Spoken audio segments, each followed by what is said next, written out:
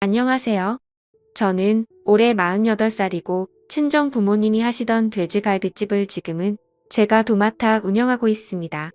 하루는 아침에 갈비집에 나가기 전 빨래를 돌려서 널어놓고 가려고 하는데 남편 바지 주머니에 뭉쳐져 있는 뭐가 들어 있었습니다. 그래서 저는 남편이 또 휴지를 주머니에 넣고 안 뺐나 싶어 주머니에 든 것을 빼보니 그것은 휴지가 아니라 생전 처음 보는 남자 속옷이었습니다. 티자 모양으로 된 보기만 해도 망측스러운 그런 속옷이었지요. 저는 그런 속옷은 평생 사본 적도 구경한 적도 없는데 그런 이상한 속옷이 남편 바지 주머니에서 나오니 기가 막히더라고요. 그런 것이 바지 주머니에 들어있었다는 것은 남편이 나 몰래 넣어뒀다가 깜빡하고 그대로 둔 모양인데 그 상황은 아무리 좋게 생각해도 내가 안 보는 다른 곳에서 입었다고밖에 생각이 들지 않았습니다. 매일 일하느라 정신없고 늘 같은 곳에서 일을 하고 있어서 다른 짓을 하고 돌아다닐 거라고는 생각지도 못했는데 지금까지 헛짓거리하고 돌아다녔다고 생각하니 그때부터 남편을 유심히 관찰하고 알아봤더니 남편은 정말 상상 이상이었습니다. 저는 대학생 때부터 부모님 가게에서 부모님을 도우며 일을 했고요. 남편은 원래 중소기업에서 일을 했는데 회사 사정이 안 좋아지면서 회사를 그만두고 친정 부모님이 하시는 돼지갈비집에서 저와 함께 일을 하게 되었습니다.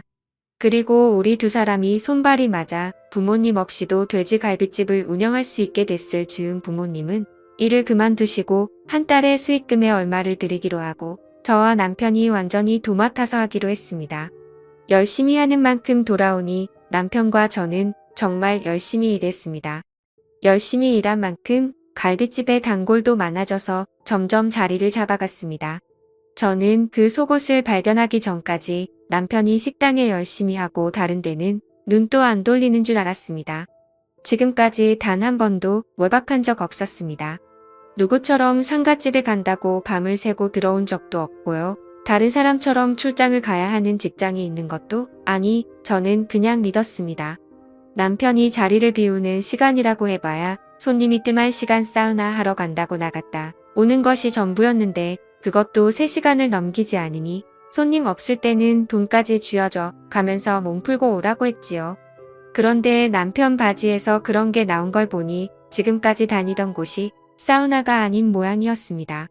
바지 안에 둘둘 말린 속옷을 발견한 후에 저는 남편 카드 내역과 전화기를 확인했습니다. 카드 내역에는 별다른 것을 확인 못했습니다. 늘 현금 결제하는 모양이었습니다. 전화기 열어봤지요. 전화기에 여자랑 주고받은 문자나 이상해 보이는 통화 내역은 없었고요. 어디 예약이 되었다는 문자가 있었습니다. 보통 남편이 자리를 비우는 그 시간이더군요. 처음에 저는 사우나인 줄 알았습니다. 요즘은 사우나도 예약을 하고 들어가나 보다 했는데 느낌이 싸해서 전화를 걸어보니 마사지샵이라고 하더라고요. 그래서 저는 감성 마사지샵이 뭔가 싶어 순진하게도 저기 거기 마사지샵인가요? 무슨 마사지를 해주는 곳이에요? 물었지요. 그랬더니 전화 받는 사람이 제가 마사지 받으려고 전화한 게 아니라는 걸 알라차렸는지 아주 사무적인 말투로 네 여기는 경남 아로마 마사지예요 하더군요. 그래서 제가 또 순진하게도 거기 혹시 옷 안 걸치고 이상한 속옷 입고 하는 데인가요? 하고 물었지요. 그랬더니 상대방이 짜증 섞인 소리로 예약 잡으실 건가요? 했습니다. 그래서 저는 아니라고 나중에 다시 전화하겠다고 전화를 끊었습니다. 그냥 전화해서 물어봤을 뿐인데 꼭 도둑질이라도 하다가 들킨 것처럼 괜히 제 심장이 쿵쾅거리더라고요. 남편이 마사지샵에 예약이 잡혔다는 문자를 보니 거의 일주일에 한 번 꼴이었습니다. 주로 가는 곳이 제가 전화한 곳이었고 다른 곳도 돌아가면서 마사지를 받으러 갔더라고요. 저는 그 마사지샵이 여자들 얼굴 마사지하듯 그런 곳인지 정말 이상한 짓까지 하는 곳인지 알 수가 없었지요. 어떻게 알아볼까 고민하다가 근처에 호프집을 하는 젊은 사장이 있는데 친구들하고 우리 집에 자주 오기도 하고 오래전부터 누님 하면서 잘 따르기도 해서 호프집 사장한테 가서 한번 물어봤지요. 내가 요새 몸이 너무 피곤해서 마사지샵 가서 마사지 한번 받아볼까 싶은데 어디가 좋아? 집에 전단지 온 거 보니까 감성 마사지 어쩌고 하는 게 있던데 거기 한번 가볼까? 감성이니까 좋은 음악도 틀어주고 분위기도 괜찮을 것 같은데. 그랬더니 그 호프집 동생이 두 손을 허공에 휘저으면서 아이고 누님 뭐 그런 데를 가시려고 해요. 그런데 100% 이상한 마사지 하는 데예요. 누님처럼 몸이 뻐근하다고 가는 데가 아니에요. 하더군요. 그래서 저는 그래 어떤 데인데 가봤어? 하고 물었지요. 그랬더니 아니 제가 꼭 가봤다기보다는요. 제 친구 놈들이 그런데 들락거리는 놈들이 많거든요. 제가 절대 가봐서 아는 게 아니고요. 저도 들어서 아는 거예요. 그런데 마사지샵 이름 내걸고 하는 데 있잖아요. 그게 대부분 불법 업소라고 보시면 돼요. 아주 극히 드물게 커플들이 같이 가는 마사지샵이 있기는 한데요. 그런 거는 저기 홍대 같은데 그런데 극히 몇 군데 있고요. 나머지는 다 비슷비슷해요. 이름은 전통 마사지, 아로마 마사지, 감성 마사지 뭐 다양한데요. 특히 이거 감성 이거는 진짜 할 거 다 한다고 보시면 되는데요. 감성 중에서도 끝에 빨간색 하트 표시 있는 전단지 있죠. 그런 거는 그냥 뭐 그런 데예요. 제가 누님한테 설명하기 민망하니까 자세히 설명은 안 할게요. 그런데 이 정도로만 말씀드려도 다 아시죠? 남자한테는 여자 마사지사가 붙고요. 여자한테는 남자 마사지사가 붙는데요. 뭐 더 말 안 해도 알겠죠? 아무튼 이런 데는 주로 일회용 속옷을 주거든요.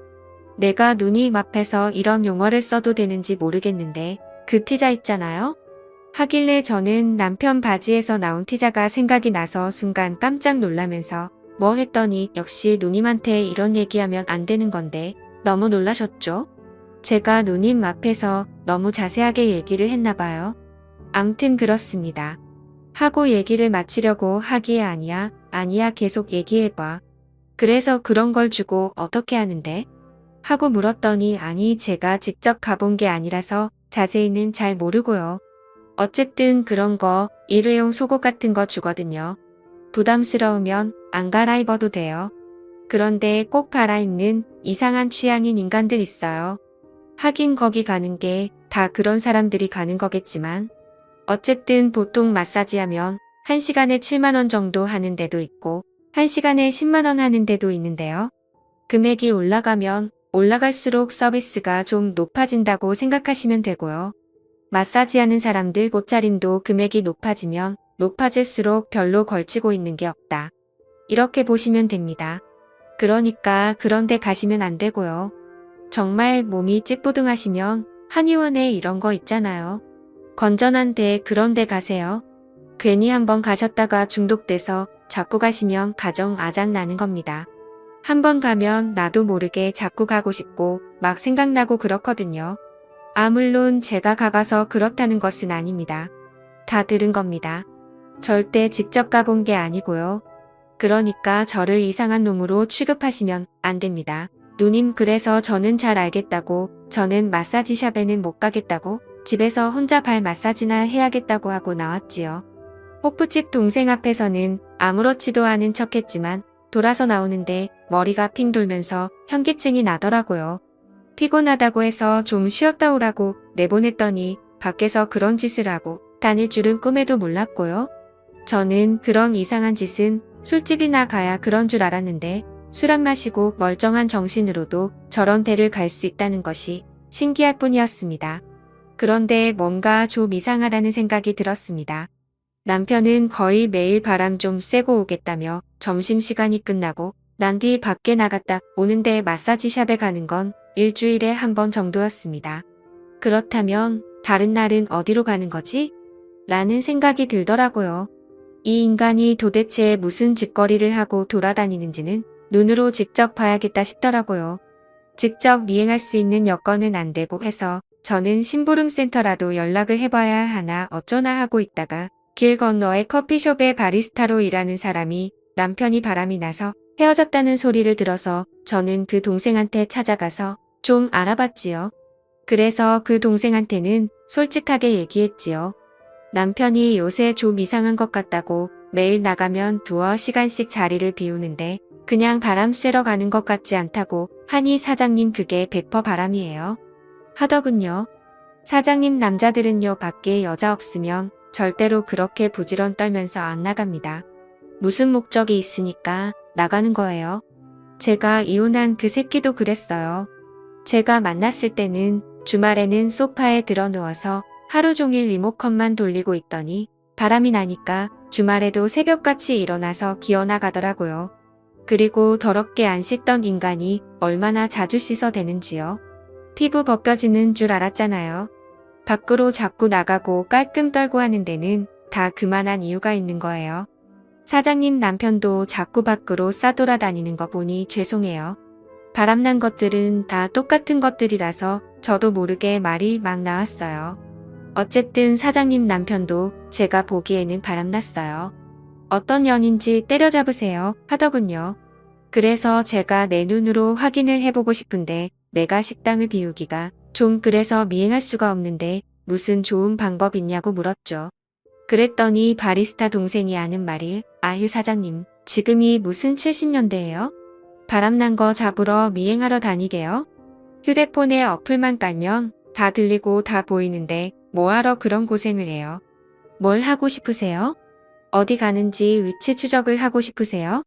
아니면 통화 내용을 듣고 싶으세요? 두 개 다 하고 싶으세요? 그러면 두 개 다 깔아드릴게요.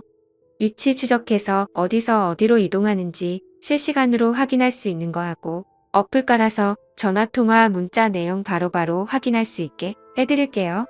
분명히 여자 있어요. 잡아서 머리채 한번 뜯어버리세요. 그리고 증거 잡아서 소송해버리세요. 제가 잡아 족치니 여자는 워낙 독종이라 제가 소송한다고 해도 눈도 깜짝 안 했는데요. 대부분 소송한다고 하면 벌벌 떨거든요. 특히 남편 있는 것들이 남의 남자하고 바람이 나면 남편 뒤에 들어갈까 애들 뒤에 들어갈까 싶어서 바짝 조니까 어떤 년인지 잡아서 족치세요. 증거 다 모일 때까지는 절대 아는 척 마시고요. 잘못 내색하면 쉽게 증거 모을 수 있는 게 완전히 다 막히는 수가 있거든요. 그러니까 남편한테도 평소 하던 대로 하시고요. 조용히 증거만 모으세요. 그리고 제가 얘기를 듣다 보니 촉이 와서 그러는 건데요. 하루에 2시간 정도 비운다고 하셨죠. 그러면 99%이 근처 사는 년일 수도 있어요. 엄청 가까이 살고 사장님도 아는 사람일 수 있으니까 어떤 경우에도 너무 충격받지 마시고 마음 단단히 잡고 계세요. 주로 자주 만나고 잘하는 것들이 바람나더라고요. 제가 이혼한 그놈은 같은 회사 여자하고 바람났잖아요. 아마 사장님 남편도 주변 사람일 것 같아요. 했습니다. 그 외에도 바리스타 하는 동생이 자기가 경험한 얘기와 함께 남편하고 바람난 여자를 만나면 어떻게 해야 하는지 등등 여러 가지 얘기를 해주더라고요.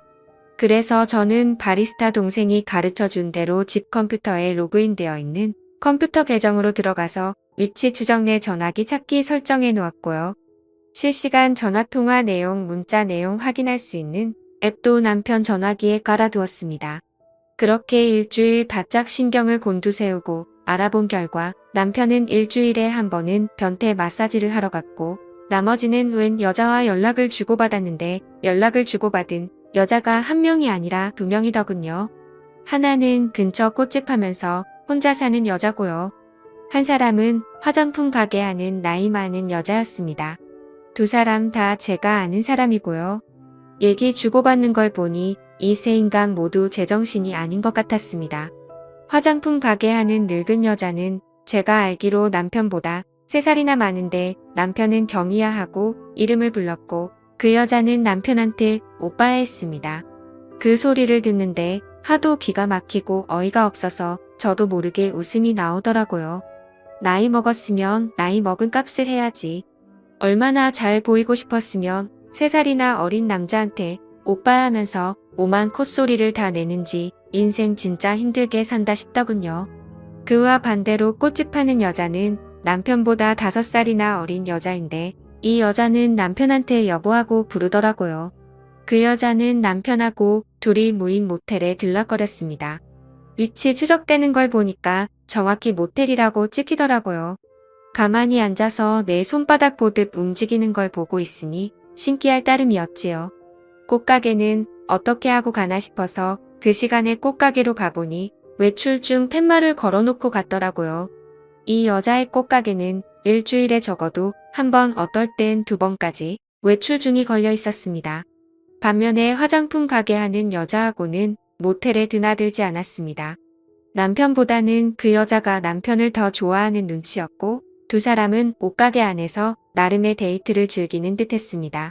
갈비집이 안정적으로 자리 잡고 먹고 살만해서 그러는 것인지 아니면 원래 여자를 엄청 좋아하는 인간인데 제가 그걸 모르고 살았던 것인지는 모르겠지만 어쨌든 남편은 여자를 만나랴 마사지 받으러 다니랴 일주일이 엄청 바쁜 사람이었습니다.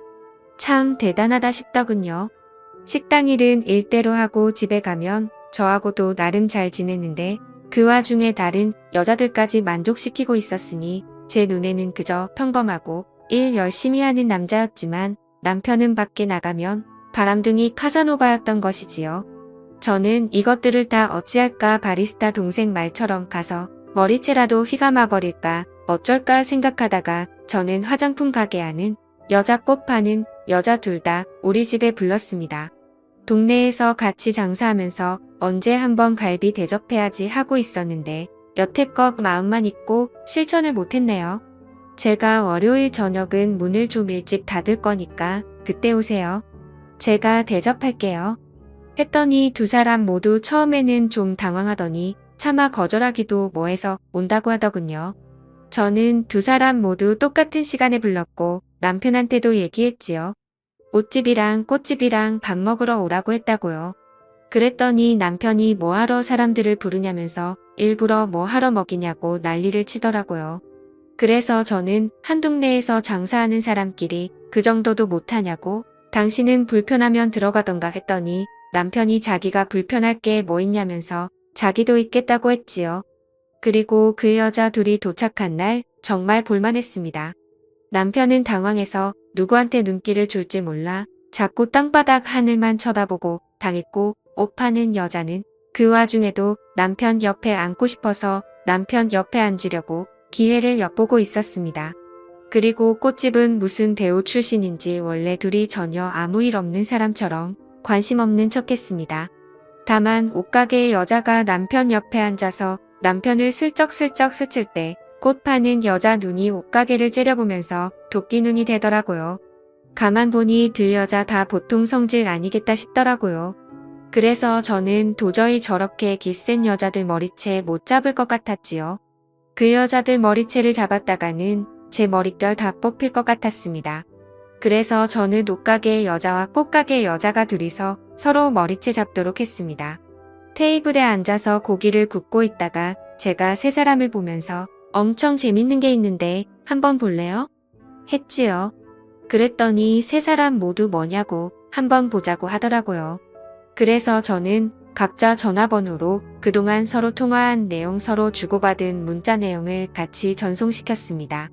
그랬더니 세 사람 얼굴이 동시에 일그러지면서 서로를 쳐다보고 저를 쳐다보더니 옷가게가 먼저 폭발했습니다. 뭐야 오빠야 이 년이랑 모텔 갔어? 나하고 만나면서 둘이 바람 피웠던 거야? 이 여시 같은 년이랑 오빠야 왜 그래? 지금까지 다 거짓말이야? 나만 사랑하는 게 아니었어? 그런데 어떻게 저 년이랑 모텔을 가? 하더군요. 그랬더니 꽃가게가 이 여자가 미쳤나 봐. 어디서 2년 전년이야? 하고 옷가게의 머리채를 먼저 잡았습니다. 그랬더니 남편은 아무 말도 못하고 있고 옷가게는 뭐 늙은 여자? 늙은 여자? 하면서 광분을 발휘해서 꽃가게를 다 쥐어 뜯어놨습니다. 겉으로 보기에는 꽃가게가 더 독하고 못돼 보이는데 막상 싸움이 붙으니 옷가게를 못 당하겠더라고요. 늙은 여자라는 말에 자존심이 굉장히 상했던 것인지 온 힘을 다해서 그 여자를 쥐어 뜯어놨습니다. 그랬더니 보고 있던 남편이 두 분 그만하세요. 이거 놓으세요. 놓고 말씀으로 하세요 하고 말리니 옷가게가 이제는 남편의 멱살을 잡았고 꽃가게는 엄청 분했던지 물병에 물을 그 두 사람에게 확 끼얹었고 열받은 옷가게는 다시 꽃가게의 머리채를 잡았습니다. 그야말로 난리도 보통 난리가 아니었지요.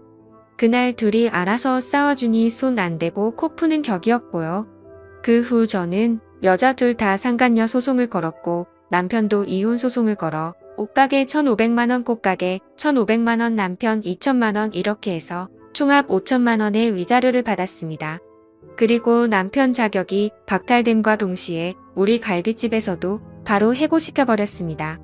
남편과 이혼을 해서 두 딸이 놀라기는 했지만 딸들은 나 같아도 이혼했겠다면서 자기들은 걱정하지 말라고 하더라고요. 엄마 인생이니까 엄마 하고 싶은 대로 잘했다고 했습니다. 두 딸이 그렇게 얘기를 해주니 제가 마음이 한결 가볍고 편하더라고요. 결혼해서 끝까지 잘 살면 제일 좋겠지만 아무리 생각해봐도 구제할 수 있는 인간이 있고 도저히 구제불능인 인간이 있더라고요. 100번, 1000번 생각해도 구제불능인 남편과 헤어진 것은 100번, 1000번 잘했네요. 저는 고등학생, 대학생 두 딸 끝까지 잘 뒷바라지하면서 제 인생 살아보겠습니다.